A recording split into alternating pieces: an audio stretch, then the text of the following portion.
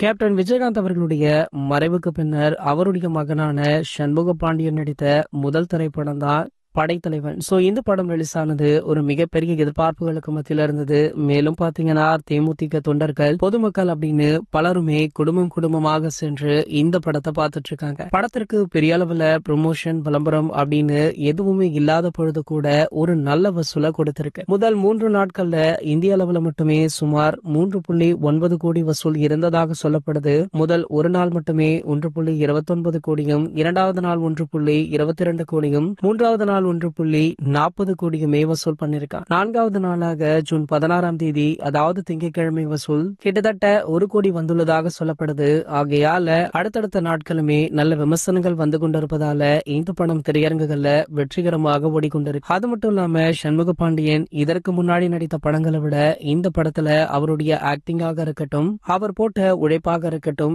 அனைத்துமே அசுரத்தனமாக உள்ளதால இவருக்கு பட வாய்ப்புகளுமே குவிஞ்சிட்டு இருக்கு. அந்த வகையில தற்போது இந்த படத்தை பார்த்து ரசிகர்கள் முதல் பிரபலங்கள் வரை பலருமே இவருக்கு வாழ்த்து தெரிவித்த நிலையில தற்போது இந்த படத்தை பார்த்து நம்ம அதிசர் அவர்கள் சண்முக பாண்டியன் அவர்களை சந்தித்து வாழ்த்துக்களை தெரிவிச்சிருக்காரு. ஏகே அவர்கள் பாத்தீங்கன்னா வெளிநாடுகள்ல கார் பந்தயங்கள்ல படம் பிஸியாக இருந்துட்டு இருந்தாரு. ரீசெண்டாக சென்னைக்குமே திரும்பினாரு. அப்போதுதான் சண்முக பாண்டியனை சந்தித்து இந்த படத்திற்காக வாழ்த்து தெரிவித்துள்ளதாக சொல்லப்படுது. இது போன்ற சினிமா செய்திகளை பத்தி நீங்க உடனே தெரிஞ்சுக்க நம்மளுடைய சேனலை மறக்காம சப்ஸ்கிரைப் பண்ணிக்கோங்க.